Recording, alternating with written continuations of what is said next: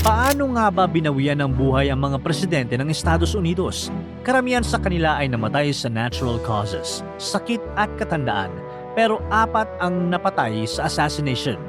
At marami pa ang muntik nang hindi umabot sa dulo ng kanilang termino dahil sa tangkang pagpatay. Pero ang pinakamahalagang dapat tandaan, kahit gaano kataas ang kapangyarihan, hindi ligtas ang sinuman sa kamatayan.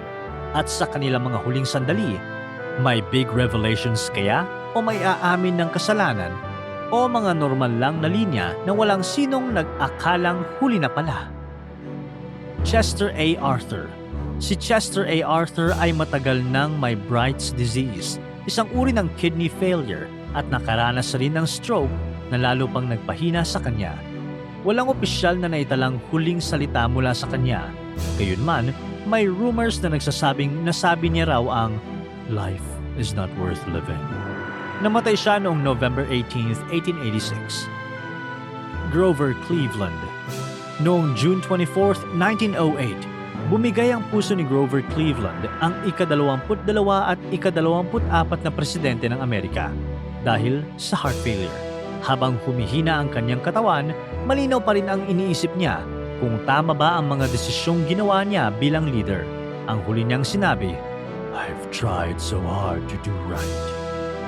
Benjamin Harrison.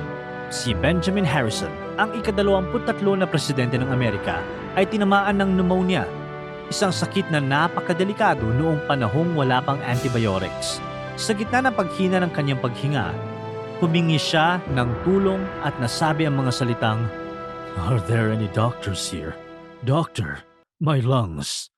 Pumanaw siya noong March 13, 1901. William McKinley. Noong September 14, 1901, binaril si William McKinley, ang ika-25 na presidente ng US, ni Leon Czolgosz sa Pan American Exposition sa Buffalo, New York. Sa una, mukhang gagaling pa siya, pero ang sugat sa tiyan ay naimpeksyon at nauwi sa gangrene. Isang nakamamatay na komplikasyon noong wala pang modern antibiotics. Sa tabi ng asawa niyang si Ida, sinabi niya, "We're all going. God's will be done, not ours." Theodore Roosevelt. Si Theodore Roosevelt ay kilala sa tibay ng katawan at tapang. Noong 1912, binaril siya sa dibdib pero tumanggi siyang umatras. Sa halip, itinuloy niya ang isang 84-minute speech habang may bala pa sa katawan. Taon ang lumipas at hindi bala ang pumatay sa kanya kundi isang blood clot na biglang tumama sa kanya noong 1919. Bago siya pumikit, simple lang ang huli niyang sinabi sa kanyang katulong, "Put out the light, James." Tuluyan siyang binawian ng buhay noong January 6, 1919. William Howard Taft. Si William Howard Taft ay matagal nang may problema sa kalusugan. Kabilang ang obesity-related conditions na nagbigay ng matinding stress sa kanyang puso. Sa huli, namatay siya dahil sa heart failure noong March 8, 1930. Walang opisyal na naitalang huling salita mula sa kanya. Woodrow Wilson. Si Woodrow Wilson ay matagal nang hindi nakabalik sa dati niyang lakas matapos tamaan ng malubhang stroke noong 1919. Habang siya ay pangulo pa, naiwan siyang bahagyang paralisado. Habang papalapit ang kanyang wakas, sinabi niya, "I am a broken piece of machinery. When the machine is broken, I am ready." Namatay siya noong February 3, 1924. Warren G. Harding. Si Warren G. Harding ay nasa gitna ng isang speaking tour nang bigla siyang bawian ng buhay noon. Habang nasa hotel sa San Francisco, bigla siyang inatake sa puso. Bago siya pumanaw, ang asawa niyang si Florence ay nagbabasa sa kanya ng isang artikulo na pumupuri sa kanyang pamumuno. Habang nakikinig, mahina pero malinaw niyang sinabi, "That's good. Go on, read some more." Ilang sandali lang ang lumipas at tuluyan na siyang nawala noong August 2, 1923. Calvin Coolidge. Noong January 5, 1933, si Calvin Coolidge ay inatake ng heart attack sa bahay niya sa Northampton, Vermont. Ang huling naitalang salita niya ay isang simpleng pagbati sa kanyang anak, "Good morning, Robert." Herbert Hoover. Si Herbert Hoover ay nabuhay ng mas mahaba kaysa sa karamihan ng mga dating presidente. Umabot siya hanggang 90 years old at namatay noong October 20th, 1964 dahil sa internal bleeding, isang komplikasyon na may kaugnayan sa kanyang kalusugan sa katandaan. Ayon sa mga historical records, walang naitalang huling salita mula sa kanya. Franklin D. Roosevelt. Noong April 12, 1945, sa gitna ng ikalawang digmaang pandaigdig, biglang bumigay ang katawan ni Franklin D. Roosevelt. Habang nasa Warm Springs, Georgia, bigla siyang nakaramdam ng matinding sakit. Ilang sandali bago siya mawala ng malay, sinabi niya, "I have terrific pain in the back of my head." Iyon na pala ang senyales ng isang massive cerebral hemorrhage, isang matinding pagdurugo sa utak. Ilang minuto lang ang lumipas, pumanaw na ang Pangulo. Harry S. Truman. Sa huling bahagi ng buhay ni Harry Truman, sunod-sunod ang dumating na komplikasyon. Tinamaan siya ng pneumonia at kalaunan ay nakoma habang unti-unting bumibigay ang iba't ibang organs. Noong December 26, 1972, tuluyan na siyang pumanaw.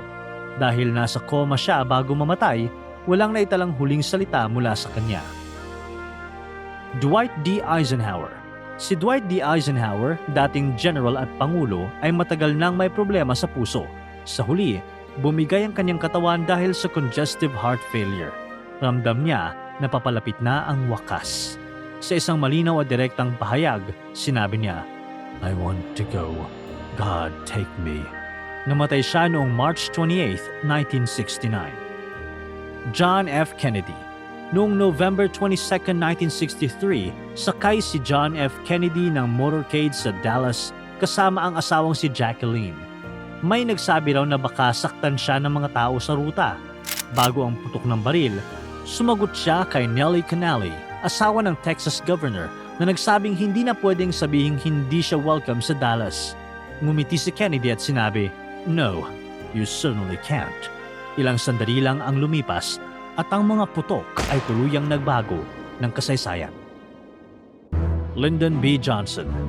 Si Lyndon B. Johnson ay namuhay ng tahimik matapos ang pagkapangulo. Noong 1973, nasa ranch siya sa Texas nang bigla siyang atakihin sa puso. Kahit humihina na ang katawan, malinaw pa rin ang isip niya. Ang huli niyang bilin ay praktikal na, "Send Mike immediately." Tinutukoy niya ang kanyang Secret Service agent na si Mike Howard. Ilang sandali pa, tuluyan na siyang pumanaw noong January 22, 1973. Richard Nixon.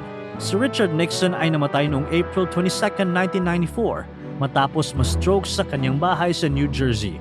Habang lumalala ang kondisyon niya, nawalan siya ng kakayahang magsalita ng maayos. Ayon sa mga ulat mula sa kanyang pamilya at doktor, ang huli niyang nasabi ay isang salita lang, "Help!" Gerald Ford. Si Gerald Ford ay umabot sa 73 taong gulang, isa sa pinakamatandang naging Pangulo ng United States. Sa huling bahagi ng kanyang buhay, humina ang kanyang kalusugan dahil sa cerebrovascular disease, isang kondisyon na may kinalaman sa daloy ng dugo sa utak. Unti-unti itong nakaapekto sa kanyang katawan hanggang sa tuluyan siyang pumanaw noong December 26, 2006. Walang inilabas na public record ng kanyang last words. Jimmy Carter. Si Jimmy Carter ay nabuhay ng 100 taon, ang pinakamatandang US President sa kasaysayan. Sa mga huling buwan ng kanyang buhay, nasa hospice care na siya.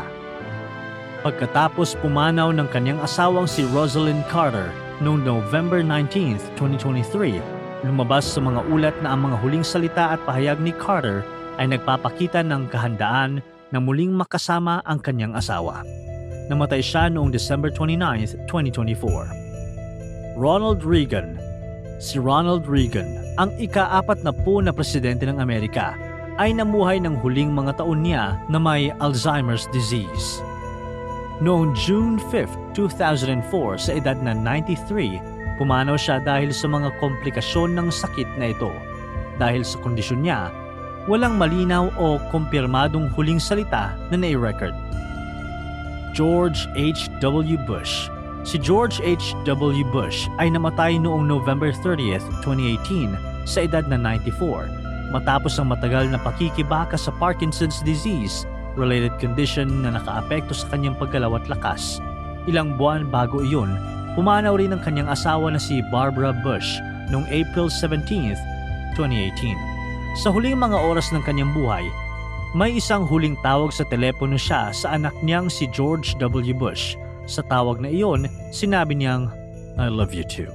Sa kabila ng kapangyarihan, titulo at pangalang nakaukit sa kasaysayan, iisa pa rin ang hantungan ng lahat ng presidente: kamatayan. Kapag dumating ang oras, pantay-pantay na ang lahat. Wala nang podium, wala nang seguridad, wala nang palakpakan. Marahil isang tanong na lang ang mananatili sa kanila: naging mabuting leader kaya ako? Para tuloy-tuloy ang saya at kwentuhan, huwag kalimutan mag-subscribe sa Bubbly YouTube channel at pindutin ang notification bell.